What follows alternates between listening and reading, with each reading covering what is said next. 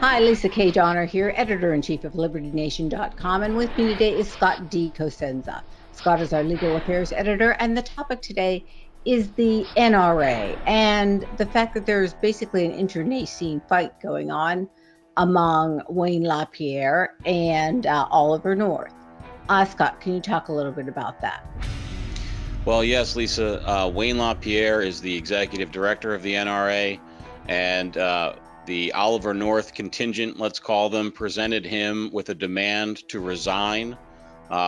This past week is their national convention. Let's put that out there. So what that means in terms of palace intrigue is that if you're going to do something that requires a lot of board members, for instance, in order to move against a senior power player, it's a convenient time and place to do so. There are 76 board members, and they're all in attendance, presumably at the national convention. So Oliver North Group presented a demand to Lapierre that he resign. Lapierre then not only didn't resign, but published a letter that he sent to the board of directors accusing Oliver North and his contingent, including the Ackerman McQueen company, which is a marketing and digital media production company, I guess, that has significant contracts with the NRA.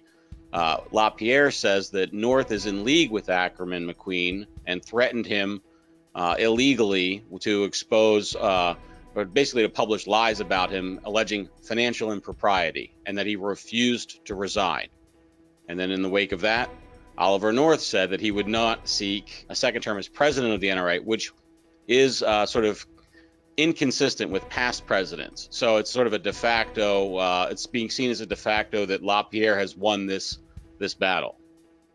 Okay, Lapierre has long been the face of the NRA. He can make, I think, a solid argument that he's the one that built it into the organization that it is.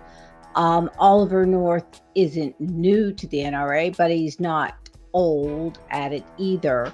So I wanted to talk to you briefly about what's going on in New York State against the NRA, because that is a big deal as well. Well, this is all tied together. So what's happening, Lisa, is that the NRA is trying to kind of go through all its major billing to make sure that the payments that it has made under its 501c3 tax exempt status are in fact consistent with guidelines for 501c3 spending. They expect that Letitia James, who is the New York State Attorney General, is going to give them a full-on colonoscopy in the near future once she gets her paws on their financials. She campaigned before she won office, basically in sort of an openly hostile way, talking about how she was going to examine the NRA. They are chartered in New York State, which is what gives her the legal right, or at least the cover of the legal right to do so. So this all goes back to that. The NRA is trying to look into those contracts and see if they're kosher. And Ackerman McQueen, according to Lapierre, has been unwilling to produce those contracts and what Lapierre and the NRA say they want. And they have sued this Ackerman McQueen group in court. What they've said is they want to see the contracts that Ackerman McQueen had directly with Oliver North for the production of some, I guess, TV and video segments. So they're saying, hey, did you deal improperly with somebody in the NRA, namely Oliver North? And so that's what the kerfuffle kind of circles back around to. And Lapierre himself, Lisa, has, it's interesting that your comment about, how he's built the organization. He has been at the top for a very long time, and he has also come under criticism for benefiting financially massively. In 2017, his salary was $1.4 million, for instance. So there's some smoke there as well. All right, so we have something called the NRA Papers. What did Wayne Lapierre basically say in his article?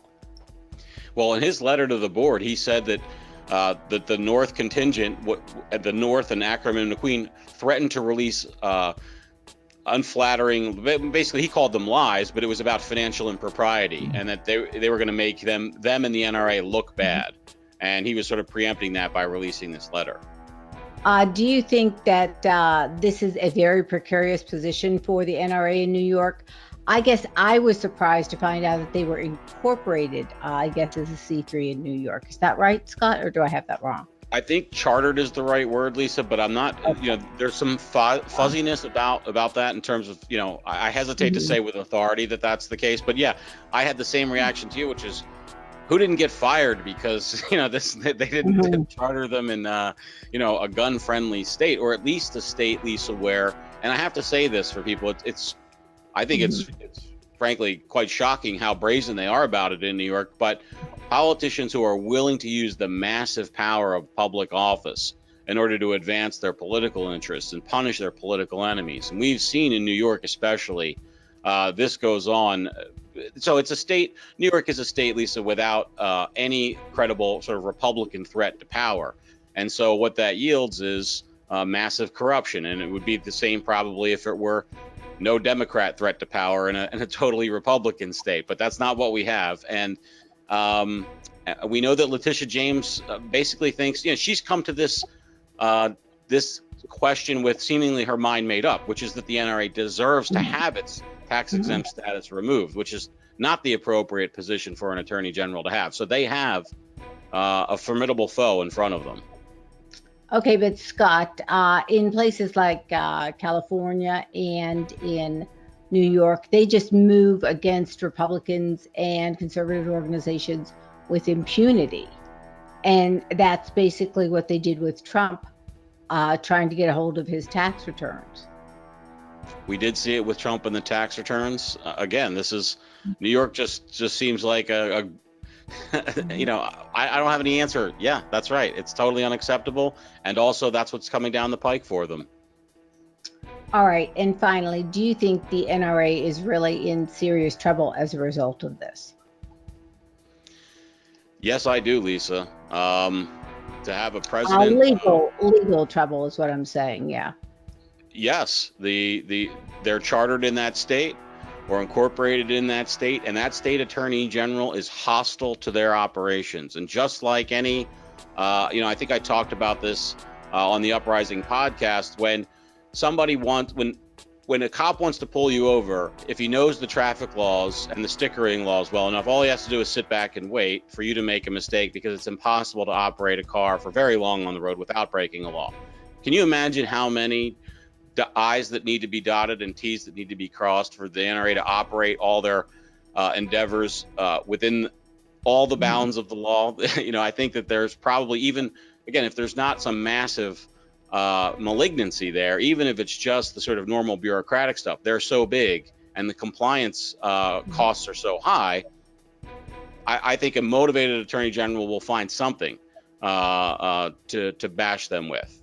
Whether that's a little thing or a big thing, we'll have to see.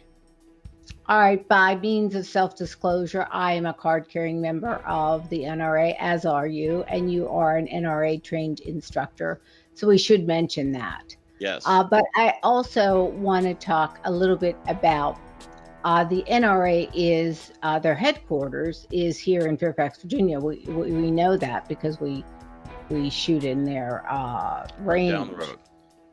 Right down the road.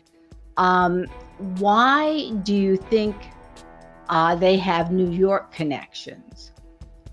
Oh, I think this is just, the organization's history is long. So the organization was founded after some people thought that Americans did not have great marksmanship skills after World War I. And it was founded as an organization to increase the marksmanship skills of the average American. So it's a long, the history of the group is long, and it didn't have to do with securing gun rights for Americans, because at the time there was no threat to most Americans' gun rights. So, well, we also should mention in closing that the NRA has a 501c3, but it also has a 501c4 arm, which is a lobbying entity, and I think so they have multiples of both, Lisa. Just to be clear, they probably operate many different organizations that have different compliance requirements with respect to spending and taxes and elections. Right, but I don't want people out there to think that their C3 status is in trouble because they lobby, because they do have a lobbying arm. So I think they have, up until now, they have enough organizations to at least have the appearance of trying to comply with the law. Well, we'll see if Attorney General Letitia James from the state of New York agrees with your assessment there. I'm troubled that she may not. Alrighty, thanks so much. Scott Cosenza, our legal affairs editor on LibertyNation.com. I'm Lisa K. Donner. Subscribe to our YouTube channel. Make sure you download Scott's wonderful podcast, The Uprising, and tune into LibertyNation.com for news and analysis, where we like to say truth is making a comeback.